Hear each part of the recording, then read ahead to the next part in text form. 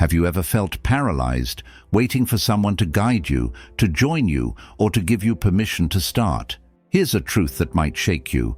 The greatest journeys, the ones that define who you are, must be taken alone. Solitude isn't something to fear. It's where transformation begins.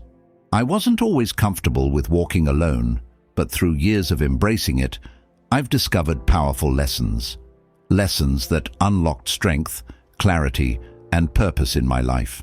Today, I'll share 6 life-changing truths that will inspire you to stop waiting, start moving, and walk boldly into the life you're meant to live. Let's begin. When I was a young novice monk, my teacher gave me a simple task: to sweep the temple courtyard. I thought to myself, this is such a large space. If someone helped me, it would be done in half the time. But my teacher only smiled and said, "Do it alone." That day, I began a journey of understanding the profound lessons in solitude. Let me share with you the lessons I've learned, not just from sweeping courtyards, but from walking life's path alone. Lesson 1. The task is the teacher. My teacher understood something profound. Sweeping the courtyard wasn't just about cleaning the space. It was about cleansing the mind. At first, I thought it was an ordinary chore, something that could be finished quickly if someone helped. But when I was told to do it alone, I realized the true purpose of the task. It was not about the dust or the leaves. It was about confronting myself.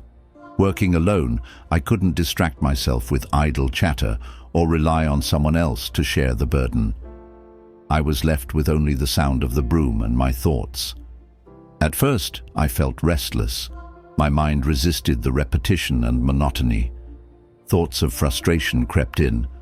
Why am I doing this alone? Or, why does this task feel endless? But as I continued, something shifted. The act of sweeping became rhythmic, almost meditative. Each stroke of the broom began to feel purposeful. Slowly, I realized that it wasn't just the courtyard I was clearing. It was my own impatience, my need for distractions, and my resistance to stillness. Every task you do alone holds a lesson, even the simplest ones. It teaches you persistence, the ability to keep going, even when it feels tedious or hard. It teaches you focus, how to be fully present in the moment, attending to the work without letting your mind wander. Most importantly, it teaches you to embrace challenges instead of running from them. When you approach tasks with this mindset, they transform. They become opportunities to build discipline, patience, and inner strength, qualities that prepare you not just for chores, but for the greater challenges of life. Lesson 2. Solitude reveals your true self. I used to fear being alone. The idea of solitude felt like a vast emptiness, something I instinctively avoided. I thought it meant loneliness, a void that could never be filled. I filled my days with distractions, people, activities, anything that kept my mind from sitting still. But when I spent time alone, away from the noise and bustle of the world, I realized something unexpected. In the quiet, I could no longer escape from myself. The distractions, the chatter, the busyness, they all faded away. And in that stillness, I had no choice but to confront my own thoughts, my feelings, and the emotions I had long avoided. The more I sat with myself, the clearer it became. Much of my life had been spent running from discomfort. Whether it was in seeking constant validation from others, burying myself in work, or surrounding myself with people, I was never truly present with who I was deep down. But as I spent more time in solitude, I began to understand that it was in these quiet moments that I could hear my true self. Solitude forces you to face the parts of you that you may not like, the fears, the insecurities, the doubts. But it also uncovers your inner strength, the resilience you didn't know existed. When you are alone, there are no distractions or external voices telling you who you should be. You are left with your raw, unfiltered self. As I learned to embrace solitude, I began to feel a sense of peace I had never experienced before. I discovered what really mattered to me, what I truly valued, and what I needed to let go of in order to live more authentically. The more time I spent alone, the less afraid I became of my own thoughts.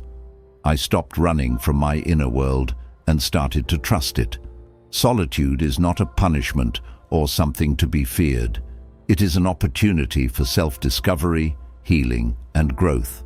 In that space, you are not defined by anyone else's expectations, opinions, or judgments.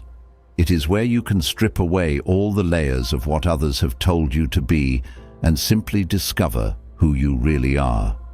When you embrace solitude, you stop looking for approval outside and start finding the strength, wisdom, and clarity that already reside within you.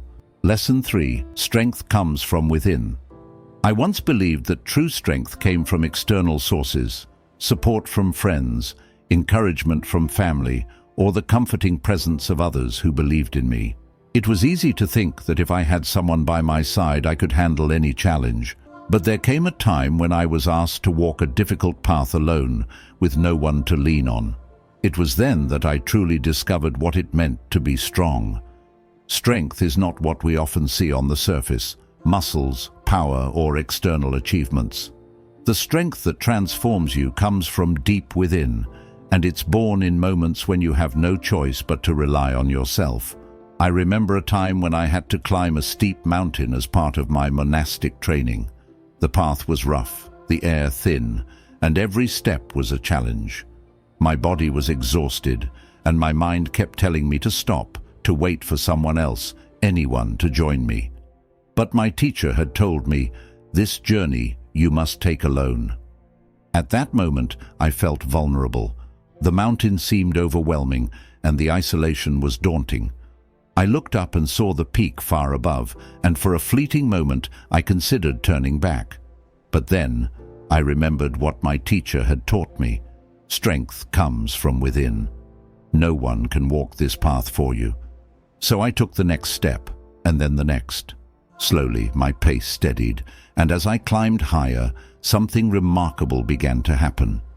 With each step, I found new reserves of strength within myself that I had never known existed. My body, though tired, began to move with purpose.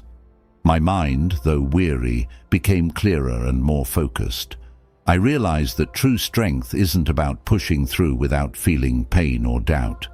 It's about facing those challenges, feeling the discomfort, and continuing anyway.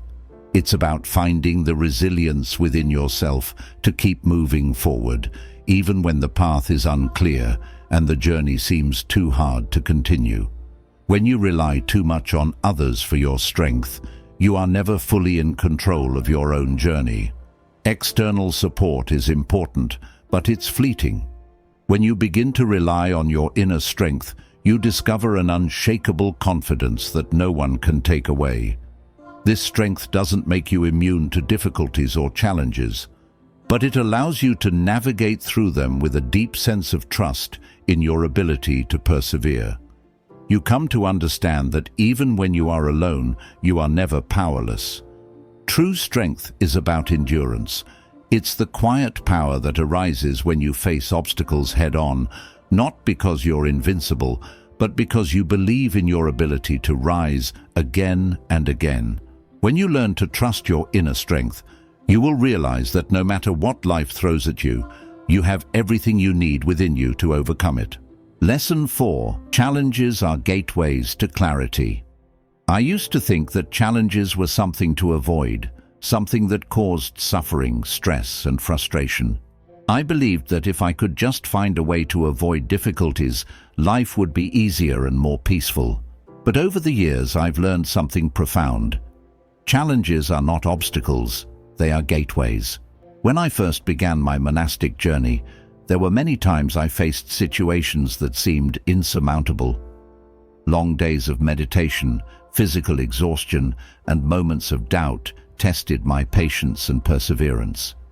But the more I allowed myself to face these challenges rather than avoid them, the clearer my mind became.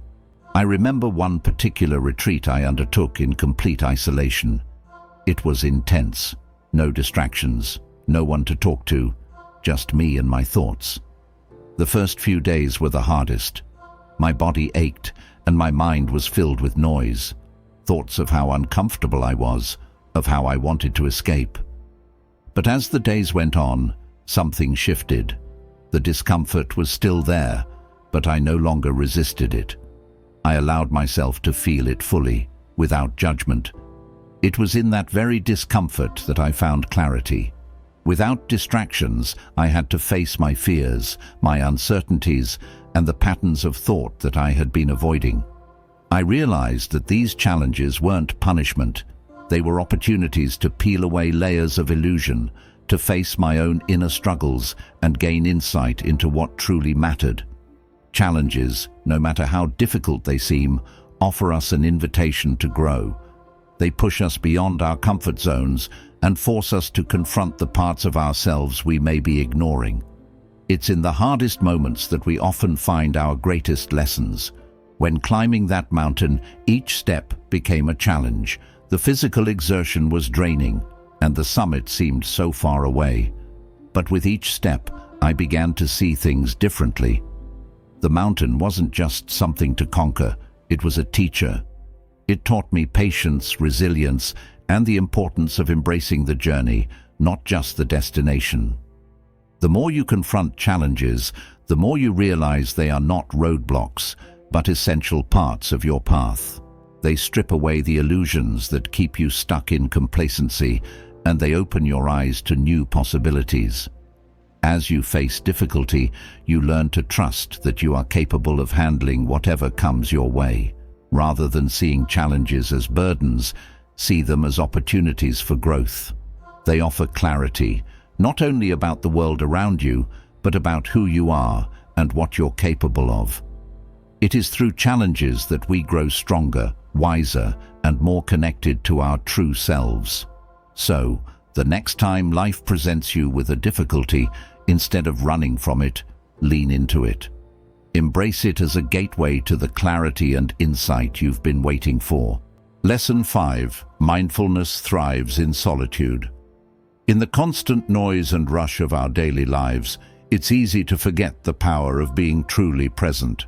We are often pulled in multiple directions, by work, by the demands of others, by the distractions that constantly surround us. But it wasn't until I spent time in complete solitude that I truly began to understand the transformative power of mindfulness and how it can change your relationship with the world around you. When I first entered monastic life, I was thrust into periods of deep silence. At first, the quiet was almost unbearable. I found myself constantly seeking something to fill the space, anything to break the silence. I would struggle with my own thoughts, trying to push them away, wanting to escape the discomfort. I remember one retreat in particular, where I was alone in a small, bare room for days on end. The silence was so deep it felt suffocating. The stillness seemed to magnify everything within me, my fears, my doubts, my desires. But gradually, I began to see something profound. The silence wasn't empty, it was rich with potential.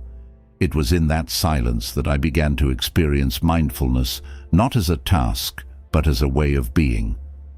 I learned that mindfulness doesn't come from trying to force the mind to be still or quiet. It comes when you allow yourself to fully embrace the present moment, when you can sit with whatever arises, without judgment, without distraction. In the beginning, my mind was restless. I would sit down to meditate, focusing on my breath, but soon my thoughts would begin to swirl and I would become frustrated. The harder I tried to control them, the more chaotic they became. But then, I learned a different approach. Instead of battling my thoughts, I began to observe them. I let the thoughts come and go, like leaves drifting down a stream, without grabbing hold of any of them. I learned to be a witness to my thoughts, rather than being caught up in them. Over time, this practice of mindfulness became deeper. The more I sat in solitude and allowed myself to simply be present with my breath and my thoughts, the more I realized that mindfulness isn't about escaping life or trying to quiet your mind. It's about being fully engaged with each moment as it is. It's about being present with everything, your thoughts, your emotions, your sensations, without judgment. Solitude is the perfect environment for mindfulness because it allows you to disconnect from the noise of the world and connect with your inner self. When you're alone, there are no distractions, no one else's energy to absorb. You are left with yourself and your experience, and in that space, you begin to see the patterns of your mind more clearly. You can observe your thoughts, notice the underlying emotions, and understand the stories you've been telling yourself. This practice of mindfulness in solitude teaches you that your thoughts and emotions are not you. They are simply passing phenomena, like clouds drifting through the sky. The more you observe them without getting caught up in them, the more you realize that you are the observer, not the thought or emotion. This understanding creates a deep sense of freedom. When you begin to embrace mindfulness in solitude, you learn to be fully present with whatever arises. There is no need to rush ahead or try to change what's happening. You begin to accept each moment as it is, whether it's filled with discomfort or peace. This is where true growth happens. In the stillness, you can cultivate a sense of calm and clarity that isn't dependent on the external world. The beauty of mindfulness is that it doesn't require any special circumstances. It's something you can practice in any moment, in any situation. But solitude provides the perfect space for it to deepen. When you can sit with yourself, free from distractions, and simply observe what is happening in your mind and body, you begin to unlock a deep sense of peace. Embrace solitude as a space for mindfulness. Use it to connect with yourself more deeply, to understand the nature of your thoughts, and to practice being fully present. In that silence, you'll find that mindfulness isn't something you do, it's a way of being. And in that way of being, you'll discover the true peace and clarity that comes when you stop running from yourself and start truly living in the moment. Lesson 6. Acceptance of imperfection leads to peace. For much of my early life, I carried a deep belief that perfection was the key to happiness. I thought that if I could get everything right, my meditation, my actions, my relationships, and even my thoughts, then I would be at peace. I thought that peace was something to be earned through perfection, a goal to be achieved through constant striving. But as I delved deeper into my monastic life and spent more time in introspection, I began to understand something profound. True peace comes not from perfection, but from accepting ourselves and the world exactly as they are, with all their imperfections. When I first entered the monastic order, I was consumed with the desire to be better. I was determined to reach the ideal state of a perfect monk, one who was disciplined, patient, wise, and deeply insightful. I measured my worth by how well I could follow the practices, how much I could endure, how close I could come to what I imagined as perfection. But despite all my efforts, I often felt frustrated and disheartened. I was constantly chasing an ideal that seemed just beyond my reach, and I was not truly present in the journey itself. I remember one particular retreat where I meditated for many hours each day, striving to silence my thoughts and reach a state of complete stillness. But instead of feeling calm, my mind grew louder and more restless. Thoughts, worries, and distractions bombarded me. I felt like I was failing.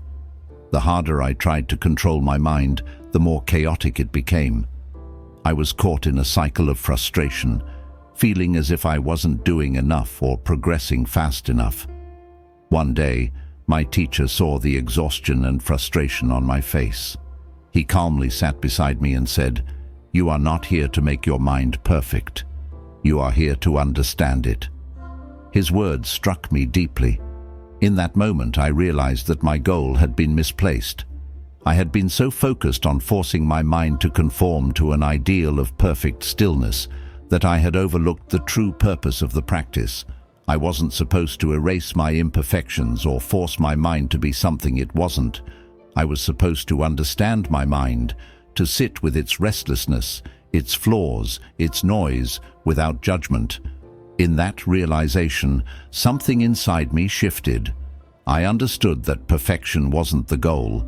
The practice of mindfulness and meditation wasn't about creating a flawless version of myself. It was about acceptance. It was about accepting my mind just as it was, with all its turbulence and imperfections. When I stopped fighting against my thoughts and simply observed them with acceptance, I found a sense of calm I had been seeking. I realized that by embracing my imperfections, I allowed myself to grow. This acceptance wasn't a passive resignation, but an active willingness to be with things as they are. I came to understand that imperfections are not something to be ashamed of, but a natural part of being human. Every flaw, every mistake, every challenge I faced was an opportunity to learn. The moment I accepted my imperfections, I stopped adding unnecessary layers of frustration and resistance. I no longer sought to be perfect. I sought to be present with my true self, imperfections included. The truth is, life is full of imperfections. People, situations, and even our own minds are not perfect. We will make mistakes, we will falter, and we will experience suffering. But the key to peace is not in trying to create a perfect, flawless world. The key is in accepting the world as it is, and more importantly, accepting ourselves as we are, in all our imperfection. The pressure to be perfect is exhausting. It leads us to constantly strive for an unattainable ideal, which only deepens our sense of inadequacy. But when we let go of that ideal and accept ourselves, flaws and all, we free ourselves from the constant need to prove our worth. We begin to understand that we are enough, just as we are, and that peace comes not from perfection, but from acceptance. This acceptance doesn't mean we stop trying to grow or improve. It simply means that we no longer attach our worth to how perfect we are. It means that we can still strive to be better while acknowledging and embracing the parts of ourselves that are imperfect. It means understanding that we are whole, even when we're not perfect. Peace does not come from being flawless or perfect. It comes from the gentle acceptance of yourself and your life, just as they are. When you stop chasing perfection, you create space for true peace to enter. When you embrace your imperfections, you free yourself from the burden of striving, and in that freedom, you find the peace you've been searching for all along. As we conclude today's reflection, I want you to remember this. Life is not about perfection, but about the path we walk, the lessons we learn, and the peace we find within ourselves.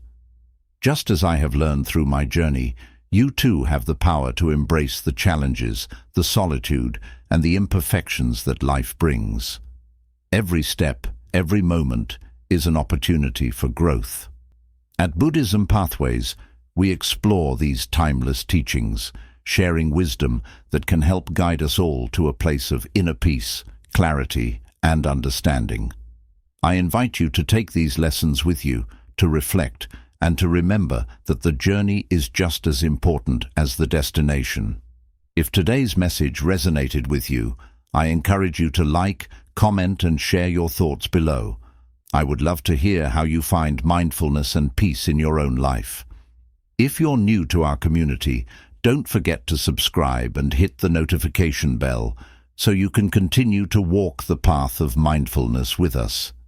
Every moment is an opportunity to grow. Until next time, may you find peace in the silence, strength in the challenge, and joy in your journey. Thank you for being part of Buddhism Pathways.